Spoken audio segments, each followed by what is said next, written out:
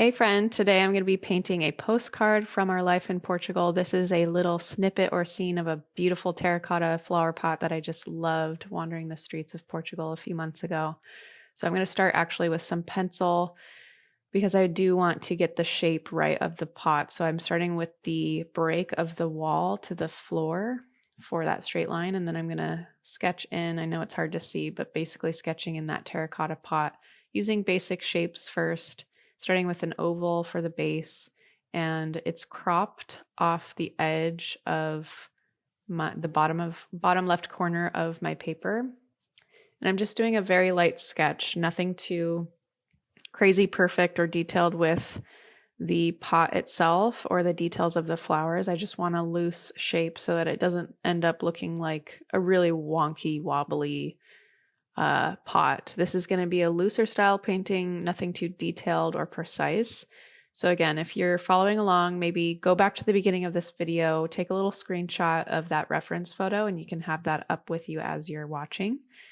But that bottom left corner is where that terracotta pot is sitting, and then we have kind of a color blocked background of this beige off-white at the bottom, and then this lovely dusty pink, dusty rosy color. This was a house. I love that about countries like Portugal. There's just so much color and character and personality in the homes that we just don't do it in the United States. It's just more boring. So I really wanted to capture that. This color that I'm using for the house background is a little bit more orange than the reference photo. So if you want to get it a little bit more accurate, maybe adding a bit more Opera Rose or quinacridone red to your mixture, and then a bit more brown, I think it would be more accurate. I know that this is going to dry a little bit differently than what it looks like wet. But this color is a little bit more orange, especially in full saturation. When I start to add more water to it, like in between, it tames it down a little bit and becomes a little bit like more of that lightish pink.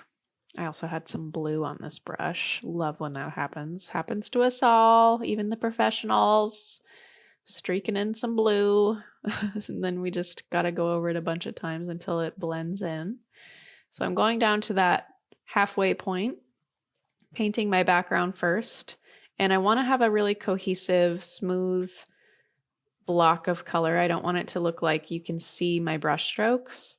And so going back over that block of color and sweeping and cleaning up, lifting color where it's starting to puddle or look like you can see the shape of my brush coming through, because that's something I don't want.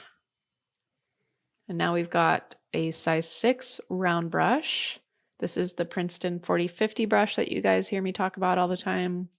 One of the very first brushes I ever worked with 13, 14 years ago when I picked up watercolor was these Princeton Heritage 4050 round brushes. And it was one of the main reasons why I fell in love with watercolor so much. So if you don't have these brushes, definitely make sure you check them out.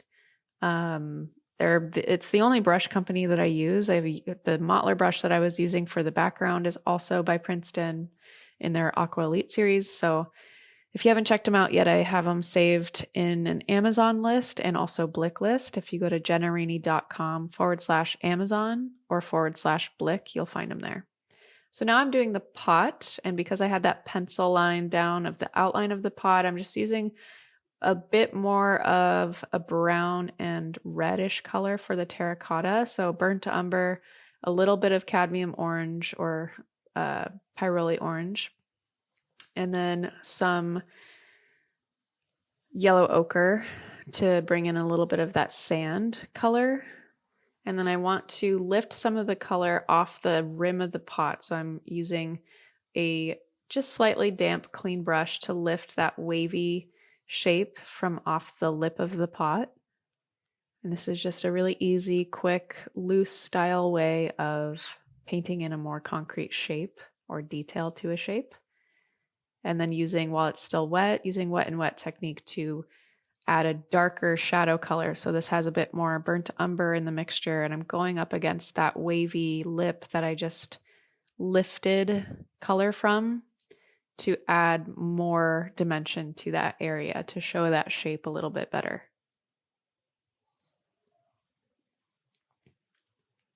It's funny how simple it is to find inspiration everywhere. Like we are so accustomed to, especially if we take a walk, the same walk every single day, we're so accustomed to just looking past the flowers that are blooming or not stopping and noticing the colors in someone's yard or in the nature around us. And so it's something that I've been challenging myself with more recently is actually pausing and noticing the texture, getting up close with flowers, even flowers that I necessarily wouldn't even notice or they're not my favorite flowers, or I consider more basic flowers like little pansies or little just like garden filler flowers, but actually going up to them and taking a look at their petals and how the light reflects off of them and the colors that are blending and the gradients and all the little details in the bulbs and stamen of the flower is a really great way to break away from the fast-paced, hurried, rushed, blurred life that we live, where we don't really give ourselves the gift of pausing to notice all the beauty that is around us. There's so much chaos, there's so much, toxicity and bad news and things like this, that I find the more that we pause and stop to notice the smaller things, the more simple beauty things, the more cheerful our day can be, and the easier it becomes to feel joy again and feel peace again. If we allow ourselves to, instead of waiting for the big moments of joy and peace, we can find peace and joy from the little things again, and we become easier to please. We become easier to be delighted. And I feel like that's such a gift and something that is so hard to do these days. So now I've been moving on to these geranium flowers with my filbert brush. This is the Blooms brush from Princeton. I actually helped create this brush. I was sent a bunch of prototypes and told them what I liked and didn't like. This is also in my Amazon and Blick list. But I love this brush because it just gives you that natural shape of a flower petal. And don't be afraid to twist it on its side and use it for the thin petals that are, you just see the side of the petal, like the edge of the petal. You don't want to do just this perfect, elementary 5-petal, same shape for all petals flower. So, bouncing in a little bit of an edge or a different shape here and there is what's going to make it feel more natural. I'm also using this brush for the leaves, for the stems, and just kind of carving in, really choked up high on the brush too, so I have more control, and using cupric green and sap green in a really creamy consistency so that this stands out and is more opaque on top of the background, which is really important, especially for the flowers, since they're on top of that dusty pink color. You want to make sure that you have a thick consistency. And I'm not looking at the reference photo anymore. I'm not using it as I need to have the details precise. The placement of the flowers need to be exact in any of this. This is I want to remember this scene. I want to remember this moment in Portugal, wandering the streets with my family. I want to remember the peace that I felt looking at this beautiful backdrop with the flowers, the pot of flowers, and just how, simple and easy it is to be delighted when you allow yourself to be. So keeping loose, it's a great way to practice staying loose. It's a great way to practice being a noticer of the small things that usually people just pass right by. Also, one note about the flowers, they're clustered in little balls. That's like what I love about geranium is the leaves, they're like little lily pads, but then also the flowers are clustered in these little like fireworks or balls. And so it's an important shape to nail down when you're painting this flower.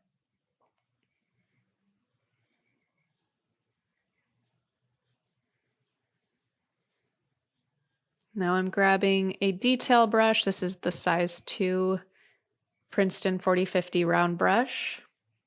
One of my go-tos in my arsenal of brushes. I'm going in with a darker brown, thick, creamy consistency. And really, now that this base layer is dry on the pot, going in and carving out that lip even more. And bringing down that color too, so it's not just this weird wobbly line of contrast. I want to make sure that it's blended down and not so harsh.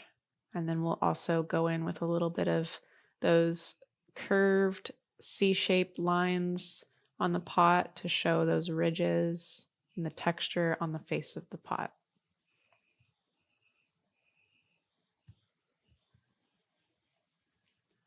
So nothing too crazy, complex, but it still requires technique.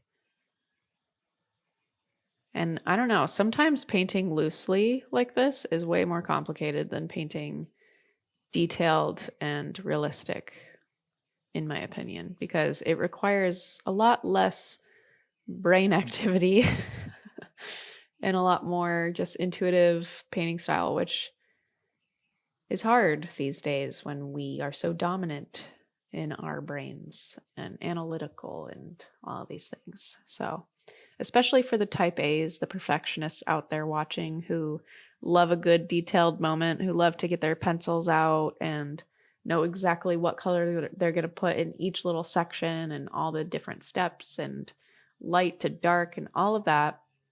It's kind of a backwards way of painting, of using your brain and just kind of letting the brush do the talking. Watercolor is one of the most challenging mediums to paint with. So if you're feeling frustrated with watercolor in your journey at the moment, be encouraged. It is known to be a very challenging medium. I went in with the size 2 brush to just add in little stems to poke into the flowers to show even more detail. And there you have it. Love it. Captures the essence perfectly of this postcard. I hope you had fun painting along with this. Please make sure to tag me in social media if you do follow along, and I'll see you in the next video.